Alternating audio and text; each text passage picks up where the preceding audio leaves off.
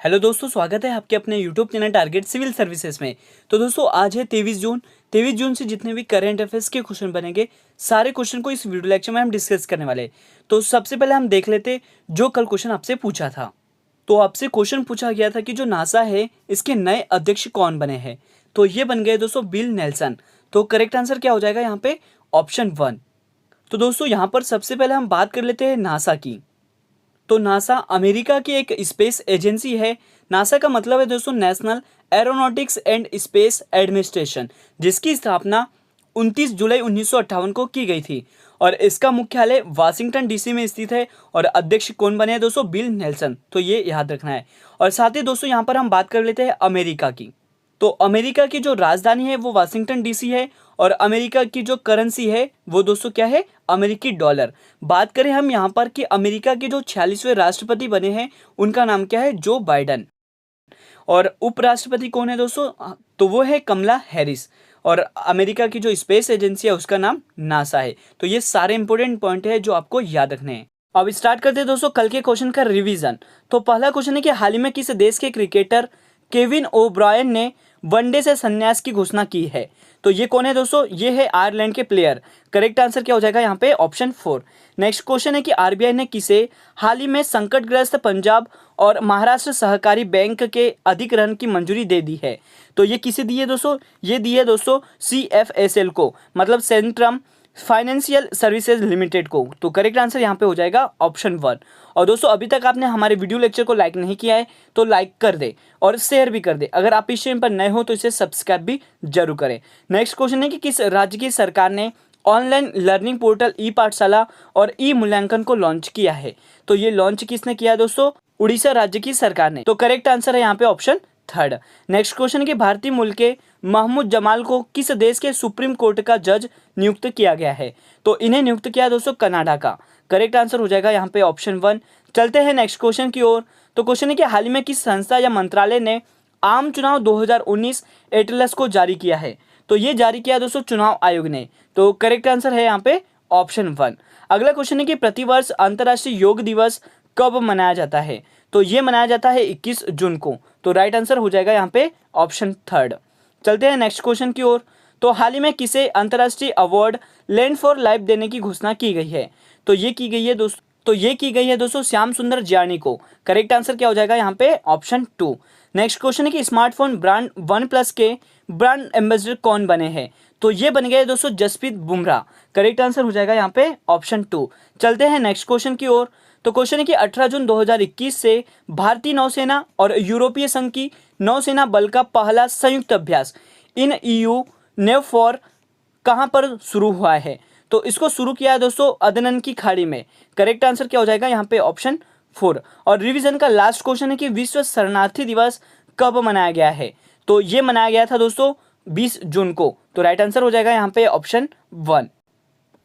अब स्टार्ट करते हैं दोस्तों आज के करंट अफेयर्स। तो इससे पहले आपने अभी तक हमारे वीडियो लेक्चर को लाइक नहीं किया तो लाइक कर दे, शेयर कर दे। अगर आप इस चैनल पर नए हो तो इसे सब्सक्राइब भी जरूर करें। तो स्टार्ट करते हैं दोस्तों आज के करंट अफेयर्स। तो आपके लिए पहला क्वेश्चन है कि यूरोपियन इन्वेंटर अवार्ड 2021 से किस भारतीय मूल के अमेरिकन रसायनज्ञ को सम्मानित किया गया है? तो सम्मानित किया है दोस्तों सुमित्रा मित्रा को। करेक्ट आंसर क्या हो जाएगा यहाँ पे? ऑप्शन 4। और ये है दोस्तों सुमित्रा मित्रा जिन्हें हाल ही में यूरोपियन इन्वेंटर अवार्ड 2021 से सम्मानित किया गया है। तो दोस्तों यहाँ पे मैं आपको बता दूं कि जो यूरोपियन इन्वेंटर अवार्ड है यह यूरोप का सबसे प्रतिष्ठित अवार्ड है। तो इस अवार्ड से सम्मानित किया दोस्तों सुमित्रा मित्रा को। और दोस्तों ये क्यों दिया गया है? तो इनको दांतों को मजबूत करने के लिए जो नैनो टेक्नोलॉजी का इन्होंने प्रयोग किया था, तो इसी तकनीकी का प्रयोग करने के लिए इन्हें इस अवार्ड से सम्मानित किया गया है। तो याद रखना है दोस्तों सुमित्रा मित्रा को डेंटिस्ट्री में नैनो टेक्नोलॉजी के इस्तेमाल को लेकर दिया गया है। और दोस्तों यहाँ पे मैं आपको बता दूं कि जो दांतों के बाहर जो परत होती है उसे इनामेल कहते हैं, और जो कि मानव शरीर की सबसे कठोरतम पदार्थ होता है, ये भी आपको याद रखना है। अब चलते हैं दोस्तों नेक्स्ट क्वेश्चन की ओर। क्वेश्चन है कि made in India 5G technology के लिए एयरटेल ने किस कंपनी के साथ समझौता किया है? तो ये समझौता किया है टाटा ग्रुप्स के साथ। करेक्ट आंसर हो जाएगा यहाँ पे ऑप्शन 3। तो दोस्तों एयरटेल और टाटा ग्रुप ने भारत में 5G तकनीकी के विकास के लिए अपने साथ समझौता किया है। और यहाँ पे मैं आपको बता दूं कि कंपनी जनवरी 2022 से कमर्शियल इस्तेमाल के लिए इसे उपलब्ध कराएगी और एयरटेल इस तकनीकी का इस्तेमाल कर अपना 5G नेटवर्क भी रिलीज करेगा। तो याद रखना है दोस्तों कि made in India 5G technology के लिए एयरटेल ने टाटा ग्रुप के साथ समझौता किया है। चलते हैं नेक्स्ट क्वेश्चन की ओर। क्वेश्चन है कि 21 जून 2021 को शुरू किया गया जान है तो जहान है अभियान किस मंत्रालय की पहल है? तो ये किस मंत्रालय की पहल है दोस्तों? ये है अल्पसंख्यक कार्य मंत्रालय की। तो यहाँ पे करेक्ट आंसर हो जाएगा ऑप्शन 4। तो दोस्तों जान है तो जहान है ये कौन से मंत्रालय की पहल है? तो ये अल्पसंख्यक मंत्रालय की पहल है। और अल्पसंख्यक मंत्रालय की जो मंत्री है वो कौन है दोस्तों? तो ये है मुख्तार अब्बास नकवी। ये भी आपको याद रखना है। और दोस्तों यहाँ पर बात है कि इस पहल की जो शुरुआत है वो क्यों की गई है? तो टीकाकरण की जो अफवाह है उनको कुचलने के लिए और जागरूकता अभियान के लिए, मतलब टीका जल्द से जल्द लगाए और सभी लोग लगाए, यह पहल की शुरुआत की गई है। तो याद रखना है दोस्तों कि जान है और जहान है इस अभियान की जो शुरुआत है वो किस मंत्रालय ने की है? तो अल्पसंख्यक मंत्रालय ने की है। चलते हैं दोस्तों नेक्स्ट क्वेश्चन की ओर।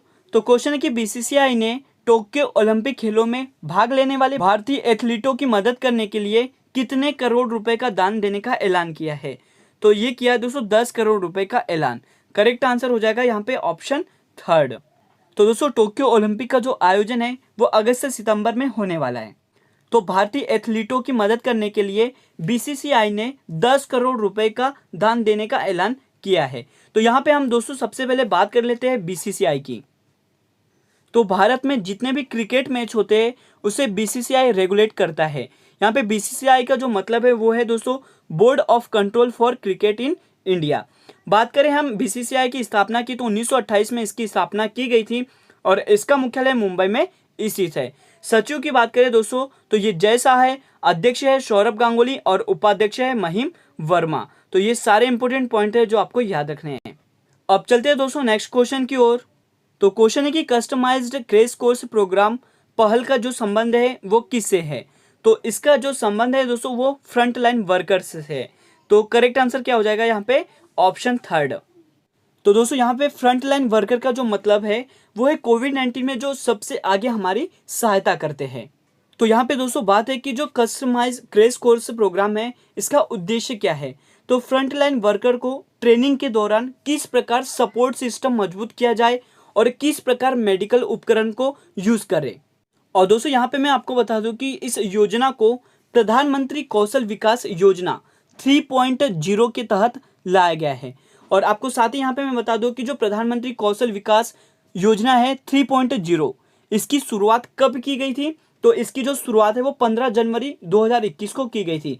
यहाँ पे याद रखना है दोस्तों मैं बात कर रहा हूँ प्रधानमंत्री कौशल विकास योजना 3.0 की।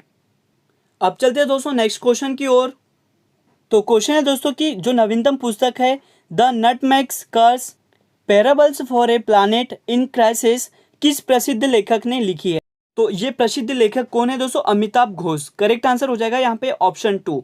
और ये है दोस्तों अमिताभ घोष जिन्होंने हाल ही में एक नवीनतम पुस्तक लिखी है the nutmeg's curse parables for a planet in crisis. इस बुक को लिखा है अमिताभ घोष ने।